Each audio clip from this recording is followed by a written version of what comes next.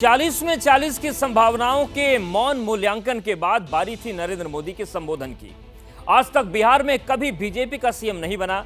मोदी इस फैक्ट को जानते हैं और वो ये भी जानते हैं कि भले ही 2019 में लालू की पार्टी आरजेडी का खाता भी ना खुला हो, इसके बावजूद मोदी के मिशन बिहार में सबसे बड़ी रुकावट का नाम आरजेडी है।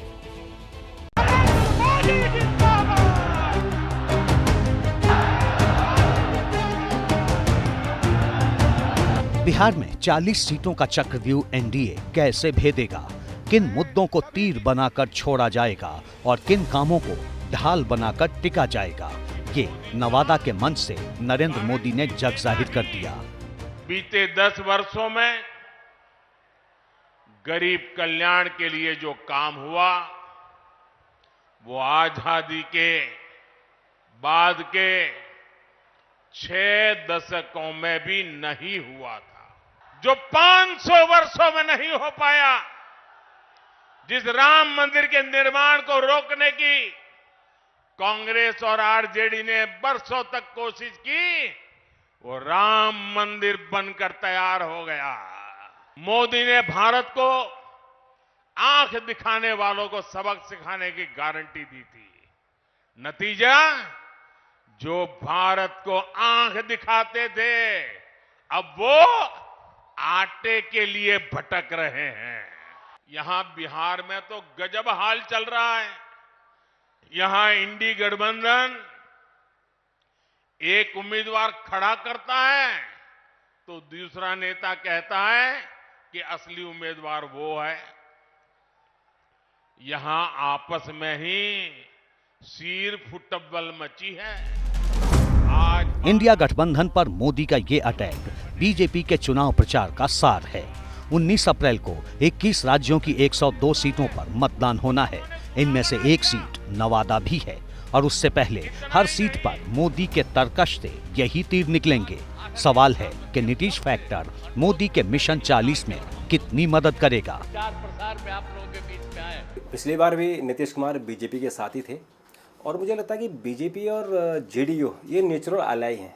इनमें जो दोस्ताना है वो स्वाभाविक है, लोग इसको पसंद करते हैं क्योंकि नीतीश कुमार की छवि बड़ी अच्छी रही है, साफ सुथरी छवि, ईमानदार छवि। और जब उनका पहला टेन्योर था वो सुशासन का था, वहाँ लॉ एंड ऑर्डर की सिचुएशन बहुत अच्छी हो गई थी।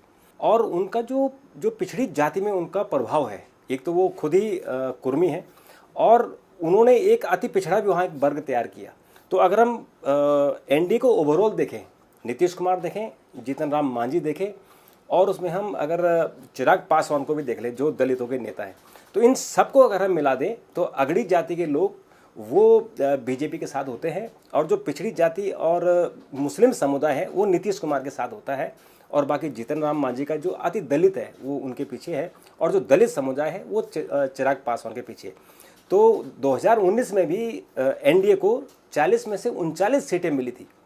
इस बार मिलेंगी या नहीं मिलेंगी ये थोड़ा सा कह सकते हैं कि ये अभी भविष्य के गर्त में है। इंडिया गठबंधन से निकल कर आ गए नीतीश कुमार, तो आरजेडी के लिए एक बड़ा झटका हुआ कि वो उस गठबंधन में नहीं है नीतीश कुमार। तो उसका एक बड़ा नुकसान होगा कि आरजेडी और जेडीयू का जो कॉम्बिनेशन होता, गठबंधन होता, वो एक मजबूत तरीके से सीटें हासिल कर सकता था, वो नहीं कर पा रहा।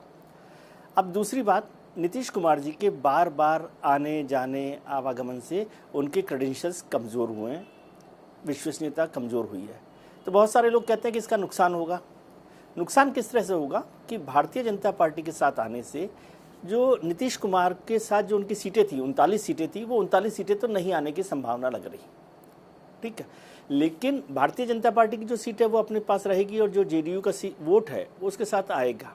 मान लीजिए जेडीयू की सीटें जो उनके पास 16 सीटें थी उसमें से आधी भी सीट हो जाती हैं, तो इसको मुनाफा मानना चाहिए कि 7 सीटें 8 सीटें भारतीय जनता पार्टी या एनडीए के खाते में बढ़ गई हैं। इसलिए कितना भी नुकसान जेडीयू का हो जाए, वो अल्टीमेटली फायदा जो है भारतीय जनता पार्टी और एनडीए को होने ही वाला है। एनडीए के पास मोदी जैसा चेहरा है जिन्हें कई सर्वे में निर्विरोध रूप से देश का सबसे पॉपुलर लीडर माना गया है। बावजूद इसके बिहार में आरजेडी की अगुवाई वाले महागठबंधन को कमजोर नहीं समझा जा सकता। बिहार में बीजेपी के एक मजबूत साथी चुनाव से ऐन पहले तेजस्वी के खेमे में चले गए हैं। सामाजिक न्याय कैसे मजबूत हो, इसके लिए लड़ाई लड़ना है। देश में जो तानाशाह है उनके खिलाफ में हम लोगों को लड़ाई लड़ना है। हम मानते हैं कि ये जो हम लड़ाई लड़ रहे हैं वो आज़ादी की लड़ाई लड़ रहे हैं। एक समय में हमारे पूर्वज ने जिस तरीके से अंग्रेज को मार के भगाया था, देश को आज़ाद कराया, उसी तरीके से आज मुझे लगता है कि देश में ऐसे जो लोग बैठे हैं जो 5 किलो चावल गांव में गरीब को देकर उसको लगता है कि यही विकास है, तो मुझे लगता है कि ऐसे सख्ती से लड़ाई लड़ना है। वैसे एक और बात पर गौर करना जरूरी है, राजनीति में भीड़ को वोट से जोड़कर नहीं देखना चाहिए। भीड़ मोदी की रैली में भी आ रही है और तेजस्वी भी खूब भीड़ जुटा रहे हैं।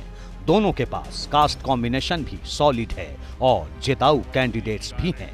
देखना होगा कि 40 में से किसके हिस्से कितनी सीटें आएंगी। गारंटी पूरी करने का वादा है। बिहार में इस बार जिन दलों से मोदी को बेस्ट देने की उम्मीद है, उनमें एक नाम चिराग पासवान की पार्टी एलजेपी-आर का भी है। चिराग के साथ ही बिहार में मोदी के सिपाही कहे जाने वाले सम्राट चौधरी ने भी नवादा के मंच से विपक्ष को निशाने पर लिया है। भले वो धारा 370 की बात हो, भले वो राम मंदिर निर्माण की बात हो या विमेन रिजर्वेशन बिल की बात हो, आज हमारे प्रधानमंत्री जी ने तमाम इन मुद्दों का समाधान करने का कार्य किया।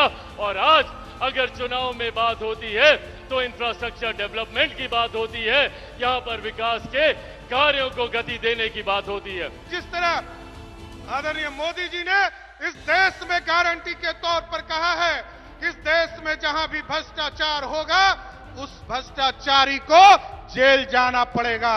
उसी तरह हम लोगों ने भी जब आपके आशीर्वाद से डबल इंजन की सरकार बनी है तो बिहार में तय किया है कि अब बालू माफिया, शराब माफिया और जमीन माफिया, उनको या तो बिहार से बाहर जाना होगा, नहीं तो जेल के अंदर बंद होना पड़ेगा। जैसे ही घड़ी का काटा दोपहर 2:30 पे आए, बबीता जी का दिल सास बहू साजिश के लिए मचल जाए। और ये है इनकी बहू, पूरे दिन ऑफिस की टेंशन हो जाए गॉन जब ये करें अपना फेवरेट शो फ्री टाइम पे ऑन।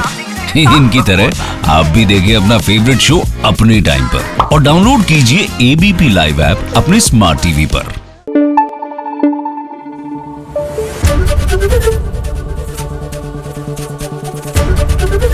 एबीपी न्यूज आपको रखे आगे।